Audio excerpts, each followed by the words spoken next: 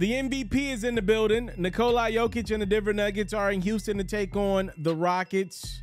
Houston's a really bad team, and honestly, the only question mark was, would KJ Martin dunk on somebody? And would Nikola Jokic get a triple-double? There's the answer to your first question, and here's the start of the answer to your second question. Jokic dropping dimes. Now the Joker this time around working on his scoring. How about 14 points for Jokic? Jamal Murray was the leading scorer in this one.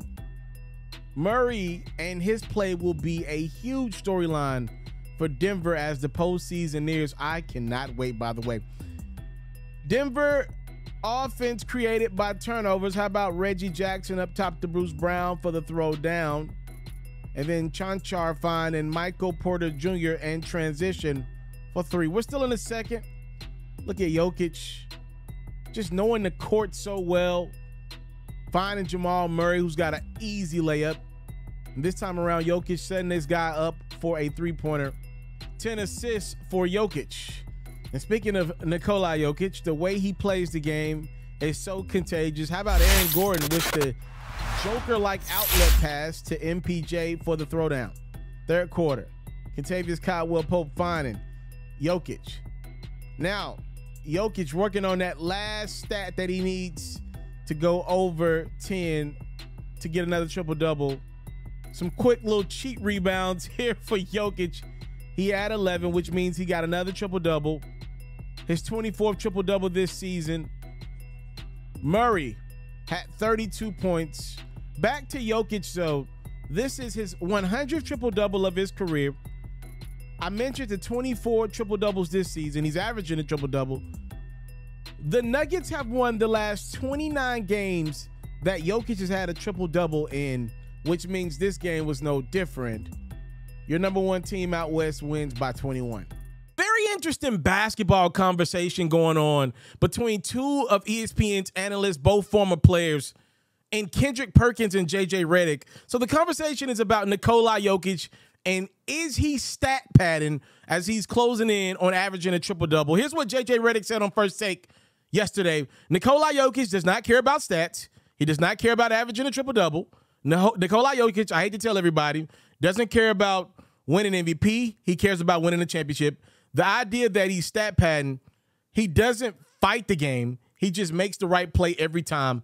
So Kendrick Perkins, who earlier in the day had said Nikola Jokic often stat pads, responded to JJ Reddick and said, no one is knocking Jokic and what he's doing as far as having him as an unbelievable player in an unbelievable season. He's one of the most skilled players ever played this darn game of basketball. But don't act like you wasn't in those locker rooms or didn't play with those players that were a point or two rebounds or assists away from having a triple-double, a double-double, hitting 50. It goes on all the time. It goes on across the league, and that's okay. So after the game against the Rockets, Nikola Jokic did make a joke about being called a stat padder from Kendrick Perkins. So I'm going to answer the question straight up and down for you guys. Nikola Jokic at the end of some of these games is stat padded. That's 100% the truth. I want to talk about that more in a second, but first, I want to address JJ Reddick. I've been meaning to say this for quite some time. I don't watch JJ Reddick. I'm not into any of JJ Reddick's commentary. So you need to know who I am as a person before we go any further with this video. It's important.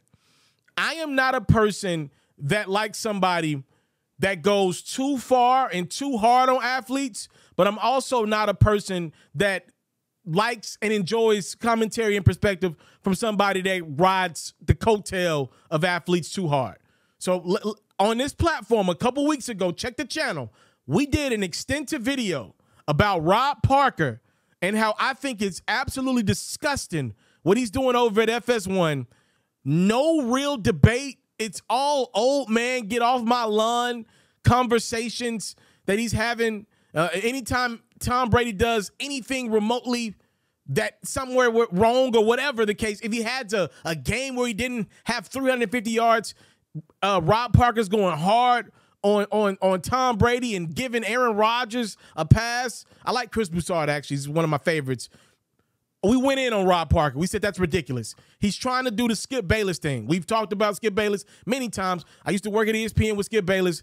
I have admitted on this platform that over the years, Skip Bayless has gotten worse and seemingly just, again, that old man get off my lawn type of debate. No real breakdown of the actual game. Just feels like I have a position, and no matter what, I'm staying on the sides of Tom Brady. I'm staying against LeBron James, no matter what the athlete actually does in game, night in, night out in their respective sports, right? We've been critical of those guys. Now, there is an opposite in J.J. Reddick. I'm never watching J.J. Reddick. All he does is ride the coattails of players. Never. He entirely too much favors players. And again, he's a former player. He's friends with a lot of these guys. He has a lot of these guys on his podcast. He wants these guys on his podcast. There's a word that I could use to call J.J. Reddick, but because this platform reaches a lot of kids, we're not going to use that word. But it is a word for what he's doing. It's disgusting. I'm not mad at J.J. Reddick. He's a former player. Again, I want to say this clearly to J.J. Reddick and all of his supporters, because he's got a lot of them. If we listen and go by J.J. Reddick's of theory of sports, then all fans should sit down, cross-leg position, and just watch the sport and never have anything to say about it. That's not sports. Okay, if I'm going to give something 3 to 6 hours of my time every night for a doubleheader, I'm going to have something to say. This is not the 40s. All right, I'm not going to sit down and watch guys just race horses and say, ooh, ah. Again, I'm one of those guys that I respect what goes into being an athlete. A lot of people don't know this about me. When I'm about to go on this platform, oftentimes, and talk about a player or talk about a game, this is a real thing that I do. I have a Peloton bike. I'll go get on the Peloton bike before I'm about to shoot the video, right? And the reason why I do that, I want to feel a 30th of how tired an athlete that just played a 48-minute game must feel, right? Like, obviously, it's nowhere close no matter how hard I go on my bike. But what I'm trying to tell you is, before I say anything about the way that guy played or didn't play, I have to keep in mind, this is not minute 1 of the game. This is minute 48 when the guy didn't make the clutch shot. I do that oftentimes, not every time, but oftentimes before, because I think it matters, right? Because I'm not an athlete. I never played professional sports. I can't relate to what they're going through. I don't know what it's like to guard Joel Embiid or Giannis. I'm sure it's not fun. I'm sure it's not fun. You think I want to deal with Nikola Jokic's IQ every night? No. Jeez Louise. But again, to respond to J.J. Reddick, I'm not going to sit and watch sports with no opinion on it. I can do something else with my time. If you athletes and former athletes want people to just sit there and shut up and watch TV and not have nothing to say, people are going to turn that television off. J.J. Reddick is bad for TV. I'm not saying he's a bad analyst of the game. I'm not saying that. I'm not saying that he's like if you want to go to a bar and talk basketball with J.J. Reddick, you might learn something. Because I've actually, by the way, listened to his podcast and heard some insightful things about like position and floor spacing and preparation. You can tell this dude clearly took the game of basketball seriously. That's why he's one of the greatest 15, 20 shooters I've ever seen in my life, right? But I'm talking about for a first take program, he's bad for television. Nobody wants to hear you say, well, really, Nikola Jokic does nothing wrong. He plays the game absolutely perfect. He never does anything wrong. Gee golly whiz. That's bad for TV. And that's what he did in his argument. 1,000% Nikola Jokic is stat stuffing at the end of the games. Now, I want to be clear with what I'm saying. I don't think Nikola Jokic, coming into this year, decided I'm going to average a triple-double. And I don't think in these games, Nikola Jokic is going out and saying, I got to get a triple-double every night. I don't believe he started the year off doing that. He's about to make history. He's about to average a triple-double as a center. Like, here's the thing. Even if he was stat padding, I don't care. At this point in the year, he should be stacked up. If he's got 8 assists going into the fourth quarter, if he's got 12 rebounds, 9 assists, 8 points, he should be going after 2 points. He should be going after a couple more assists. He should be doing that. Like, he's about to average a triple-double. Why is there a negative connotation with stat pad? When what Russell Westbrook was doing, the difference between what Jokic is doing and what Westbrook is doing, Westbrook was telling his teammates to get out of the way on rebounds. I don't see that type of behavior from Jokic. Every rebound he gets, he's supposed to get it, and he's actually doing what's in the best interest of his team. In the middle of these games, the passes that Jokic is making, it's the best play for his team. Now, at the end of games, when he is an assist or two away, there is 1,000% video evidence. Here's the thing. I edit my own footage. I can go pull the tape.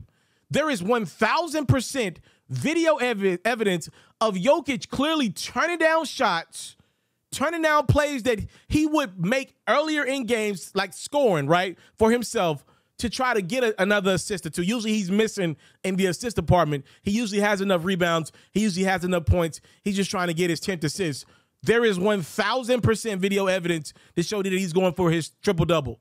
By the way, if I were that close to averaging a triple-double, I would do it too.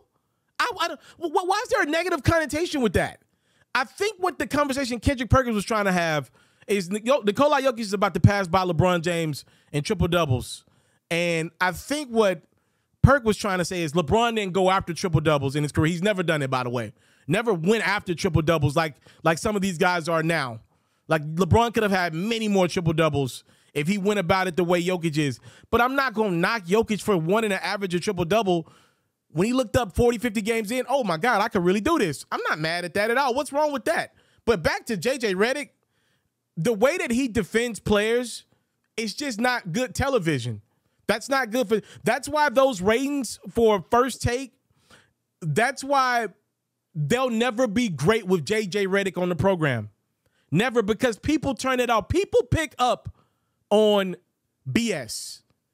Now, they might not turn the TV off the first day, but they'll turn it off. And don't talk to me about ratings, right? Because ESPN obviously is going to always do better ratings than Undisputed in that time slot. But if you remove the networks away from both of those programs, if the show was J.J. Reddick versus Stephen A. Smith every day and Skip Bayless against Shannon Sharp every day, people will turn on Skip and Shannon more than they would turn on J.J. and Stephen A., just because at least Skip has something to say. Again, I don't like the approach oftentimes, but at least he's saying something. Nobody wants to watch sports and cross-leg and sip their drink and sip their milk and eat a piece of no-skin chicken.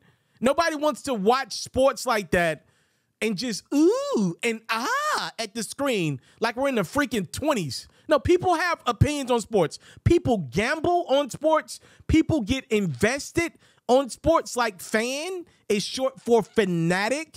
And the people that are buying these jerseys, the people that are paying these high-priced tickets to go to these games, oftentimes that athletes of the star caliber are not even playing in. The reason why they're still coming back is because they love sports and want to be a part of it as much as they can. We oftentimes get too invested in this stuff, but the investment is what makes these guys make millions of dollars. You can't have it both ways, J.J. Reddick. You can't have the ultimate investment from fans all over this world and then want them to sit at their TV screens and not scream when Jokic misses a three, when Jokic loses a series in the playoffs, when LeBron breaks a three, when Anthony Davis gets hurt again. We're smarter today than we've ever been. We're going to have opinions on sports.